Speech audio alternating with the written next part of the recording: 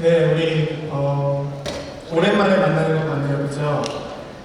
제가 오늘 이렇게 옷을 입었는데 왜 입었는지 아세요? 네, 맞아요. 오늘 선교주일이죠. 제가 이렇게 입고 왔는데 저를 못 알아보는 분들이 많은 것 같아요. 제가 현지에서 온 줄 알고 정말 선교주일입니다. 여러분 기억할지 모르겠지만 제가 작년에도 선교주일 때 제가 설교했었는데 기억나세요? 네, 괜찮습니다. 저만 기억하면 되니까요. 괜찮아요. 어쨌든 여러분과 함께 그 선교라고 하는 주제로 말씀을 나누게 되어서 굉장히 기쁘고 너무 좋습니다. 여러분에게 사진을 제가 한 장 보여드리도록 하겠습니다. 여러분 혹시 이분 누군지 아세요? 링컨. 링컨. 예. 혹시 누군지 아세요? 여러분 아는 분이에요? 네, 맞아요. 여기 보이는 이 사진의 주인공은 로버트 토마스 선교사님이십니다. 한 100여 년 전에 우리나라에 왔던 초창기 선교사님들 중에 한 분이었습니다. 우리나라에 오시긴 오셨는데 우리나라의 땅을 밟자마자 돌아가셨어요. 여러분 왜 그랬냐면 이 토마스 선교사님은 원래 중국 선교사로 오셨다가 아내를 잃어버리고 굉장히 상심해 있을 때 하나님께서 이분에게 한국이라고 하는 당시의 조선이라고 하는 나라를 알려주셨어요. 그래서 그분이 이 한국이라고 하는 나라를 품고 내가 한국에 들어가서 선교를 해야겠다, 복음을 전해야겠다라고 생각을 합니다. 그리고 한국어도 배우고요. 그리고 복음을 전해서 그들에게 줄 성경도 챙겨서 어떤 제너럴 셔먼호라고 하는 미국의 배를 타게 됩니다. 그런데 그 배를 타고 한국에 이렇게 들어오고 있는데 우리나라에서는 그 외국의 배가 들어오는 것을 원하지 않았습니다. 들어오지 말라 그랬어요. 그런데 그 배가 억지로 우리나라에 들어오려고 들어오다가 싸움이 일어났습니다. 그래서 우리나라 군관들이 불화살을 쏘고 이 배에 불이 붙습니다. 그래서 토마스 선교사님이 위험을 감지하고 몸에다가 성경을 막 집어넣고 배에서 뛰어내렸습니다. 많은 병사들이 토마스 선교사님을 칼로 죽이려고 다가올 때 선교사님이 몸에서 성경책을 꺼내서 곳곳에 뿌리면서 그 칼에 맞아 돌아가십니다. 그때 이 선교사님의 나이가 27살이었습니다.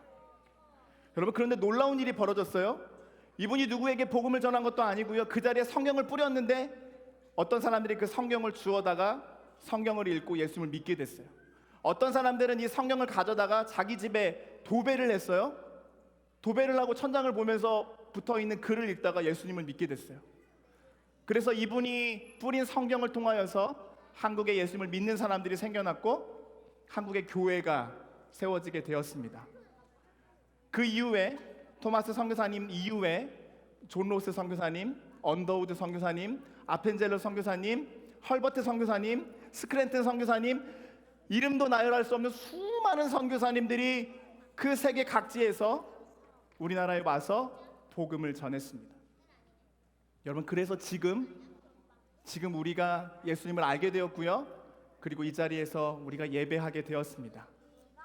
여러분 그런데 왜 선교사님은 생명을 무릅쓰고 위험을 느끼면서도 말도 틀리고 생김새도 틀린 이 나라에 와서 예수님을 전했을까요? 여러분 지금도 동일하게 수많은 우리나라의 선교사님들이 세계 각지에서 복음을 전하고 있는데요. 여러분 왜 선교사님은 그곳에 가서 어려운 줄 알면서도 복음을 전하신 걸까요? 우리 말씀을 한 구절 같이 함께 읽겠습니다. 디모데전서 2장 4절입니다. 우리 같이 함께 큰 목소리로 읽겠습니다. 시작. 구원을 받으며 진리를 아는 데에 이르기를 원하시느니라. 디모데전서 2장 4절 말씀. 아멘.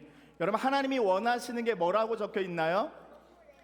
하나님이 뭘 원하신다고 적혀 있죠? 모든 사람이 구원받기를 원하신다라고 하나님이 말씀하셨어요. 여러분 이것이 하나님의 소원입니다. 여러분 모든 사람이 구원을 받고 예수님을 알고 생명을 얻는 것이 하나님의 꿈이에요. 여러분 그런 하나님의 소원과 꿈을 이루어드리기 위해서 수많은 선교사님들이 생명을 걸고 위험을 무릅쓰고 복음을 전하는 겁니다. 여러분 동일하게 하나님께서 그 소원 때문에 우리가 여러분들이 그리고 우리 교회가 선교하기를 하나님이 원하십니다. 여러분 기억할 것이 있습니다. 정말 중요한 이야기예요. 여러분, 성경의 처음 책이 뭐죠? 창세기. 끝에 있는 책이 뭐죠? 요한계시록. 여러분, 성경의 창세기부터 요한계시록 전체에 이러한 하나님의 소원이 담겨 있습니다. 모든 사람이 구원을 받기 원하는 하나님의 소원이 담겨 있어요. 여러분, 하나님이 천지를 창조하셨을 때 하나님이 모든 사람이 구원받기를 원하셨어요. 여러분, 하나님께서 아브라함을 택하여 부르실 때 여러분, 하나님의 관심이 아브라함의 가문에만 있었던 게 아니에요. 여러분, 하나님의 관심은 아브라함을 통하여 바벨탑 사건 때 흩어진 그 모든 민족에게 하나님이 관심이 있었어요. 여러분, 하나님께서 이스라엘 나라를 부르셨을 때, 그 나라를 세우셨을 때 하나님의 관심은 이스라엘 나라가 아니라 그 나라를 통하여 하나님을 알게 될 수많은 민족들이었습니다.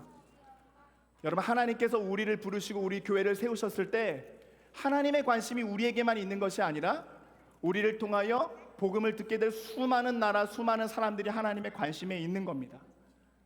여러분, 그래서 우리가 선교하는 일에 동참해야 합니다. 여러분, 그래서 우리와 우리 교회가 선교해야 합니다.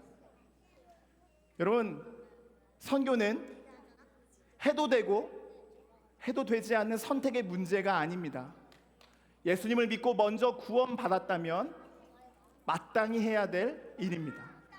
여러분, 선교는 하나님의 그 소원을 이루어드리는 그 특별한 일에 동참하는 기회이기도 합니다. 여러분, 오늘 선교주의를 우리가 보내면서 어떤 모습, 어떤 모양이든지 우리가 하나님의 소원을 이루어드리는 그 선교의 일에 동참하기를 축복합니다.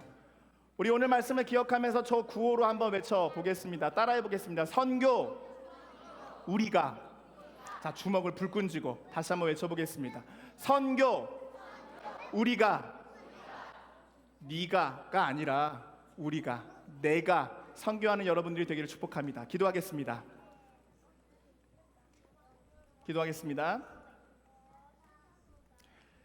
사랑해 주님, 감사합니다. 오늘 말씀을 통하여서 하나님의 소원이 무엇인지 알았습니다. 하나님께서 모든 사람이 구원을 받기 원하시고 예수님을 알기를 원하신다라고 말씀하셨습니다. 그래서 선교사님들이 목숨을 걸고 우리나라에 왔고 선교사님들이 전 세계로 가서 복음을 전하고 있습니다. 그것이 그분들의 일이 아니라 바로 우리들의 일입니다. 하나님, 우리가 하나님의 그 소원을 이루어 드리는 선교의 일에 동참하게 하여 주시옵소서. 구원의 이름이신 예수 그리스도를 우리가 잘 전할 수 있도록 우리를 사용하여 주시옵소서. 예수님의 이름으로 기도드렸습니다.